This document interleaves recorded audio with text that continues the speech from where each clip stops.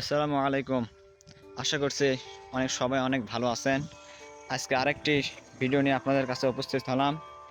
তো সবাই যারা যারা ক্লিক করেছেন তাদেরকে অনেক ধন্যবাদ।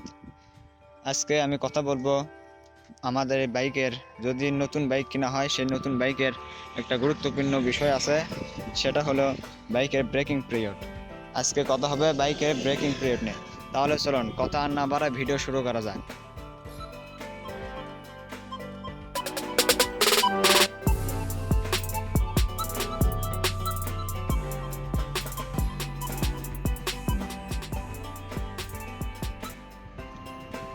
বাইকে ব্রেকিং পিরিয়ড বলতে কি বোঝায় আগে এটা আপনাদেরকে বলে নেই।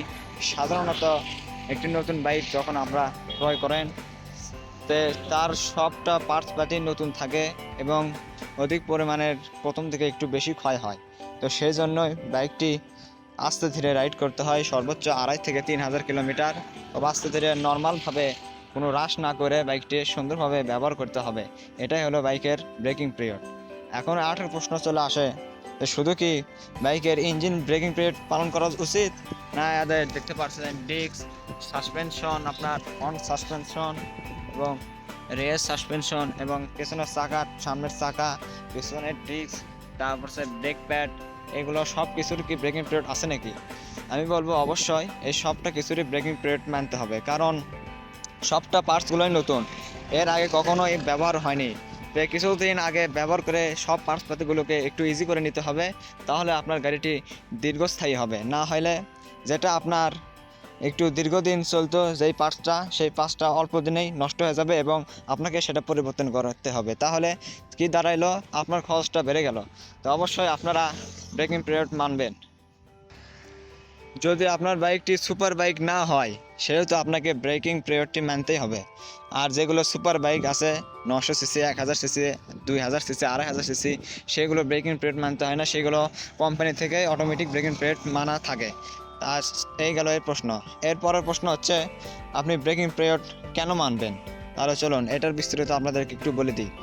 ব্রেকিং পিরিয়ড ওই জন্যই মানবেন, যেটা বললাম, সব পার্টসপাতি নতুন, দীর্ঘদিন যেন টেকসই হয় সব পার্টসপাতিগুলো।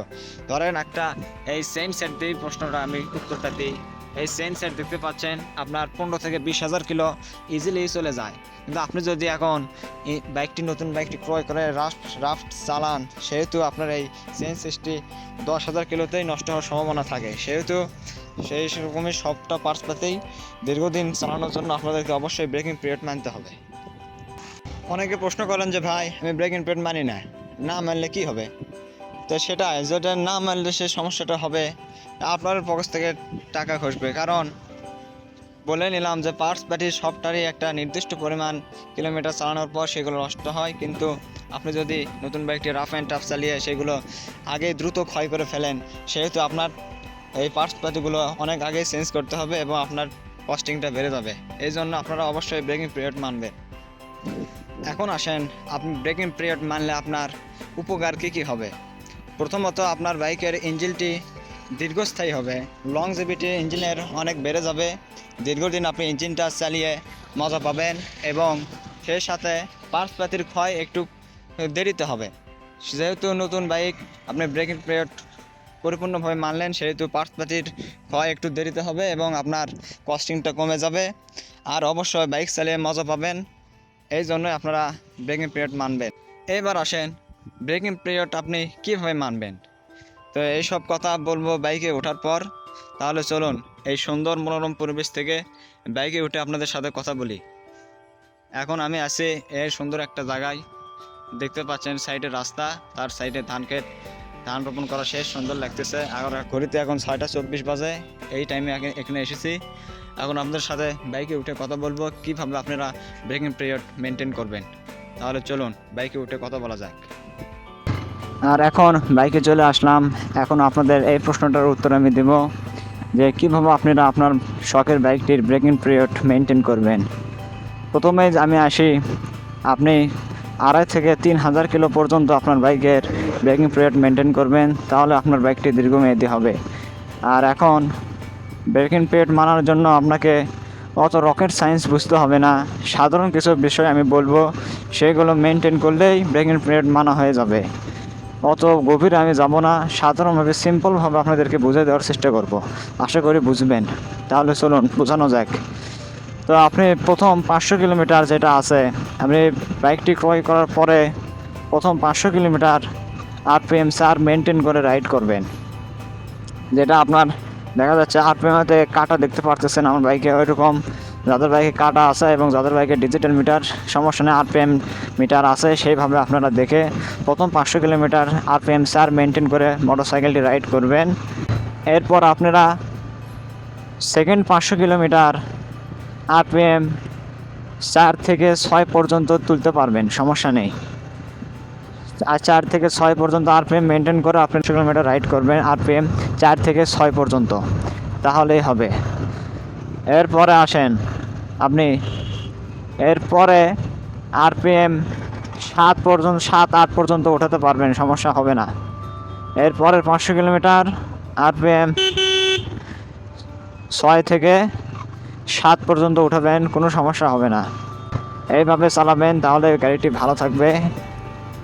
এখন একটা প্রশ্ন আসে যায় যে আপনারা এই ব্রেক অ্যান্ড পেড মানতেছেন, ধরেন আপনি দ্বিতীয় 500 কিলোমিটার আরপিএম 4 থেকে 6 মেনটেন করতেছেন, এখন আপনার একটু স্পিডের দরকার, তাই বলে কি আপনি একটু পিক আপ হালকা আস্তে আস্তে বাড়াবেন না? অবশ্যই বাড়াবেন। আপনার এই পিক আপটা টোটাল যদি আপনি আস্তে আস্তে মোচড় দেন তাহলে কোনো সমস্যা হবে না। আর যদি ধাপ ধাপ করে তাড়াতাড়ি টোটাল মোচড়ান তাহলে বাইকের ক্ষতি হওয়ার সম্ভাবনা থাকে। তো আপনারা এই কাজটা থেকে অবশ্যই বিরত থাকবেন। বাইকের টোটাল ধীরে সুস্থে আস্তে ধীরে মোচড়ানোর চেষ্টা করবেন, অহেতুক অযথা কোনোভাবে যেন না মোচড়ান। আর একটা কথা বলে নিই যে বাইকের তাহলে 1500 কিলোমিটার হয়ে গেল, এইভাবে চালাবেন। আর তারপরে 500 কিলোমিটার কোনো সময় চালাবেন আপনি আরপিএম 4 মেনটেন করে, আবার কোনো সময় চালাবেন আরপিএম 6 মেনটেন করে, আবার কোনো সময় আপনি চালাবেন আরপিএম 7 মেনটেন করে। এইভাবে চালালেই ভালো হয় আমি যেটা মনে করি। আর ব্রেকিং পিরিয়ড অবশ্যই আপনি একটা ভালো হাইওয়েতে মেনটেন করবেন, তাহলে বাইকের জন্য ভালো। আর সিটির ভিতরে অত ভালো হয় না, ঘন ঘন ব্রেক ধরতে হয়, ক্লাচ ধরতে হয়। এই জন্য আপনারা চেষ্টা করবেন বাইকের ব্রেকিং পিরিয়ডটি আপনারা অবশ্যই একটু ভালো হাইওয়েতে পালন করার চেষ্টা করবেন, তাহলে ভালো হবে। এখন আসেন 2000 কিলো হয়ে গেল, এখন আরও 500 কিলোমিটার এইভাবে আস্তে ধীরে চালালেই হয়ে যাবে, আর সমস্যা নাই। এখন আসেন হচ্ছে আপনার এই যে আপনি 2000-2500 কিলো চালালেন, এখন একটা গুরুত্বপূর্ণ বিষয় চলে আসে ইঞ্জিন অয়েল এবং ইঞ্জিন অয়েল ফিল্টার, এই দুইটা জিনিস। আপনারা প্রথম 4 থেকে 500 কিলোমিটার যখন আপনার বাইকটি চালানো হয়ে যাবে তখন একবার ইঞ্জিন অয়েলটি চেঞ্জ করবেন এবং তার সাথে চেষ্টা করবেন অয়েল ফিল্টারটাও চেঞ্জ করার।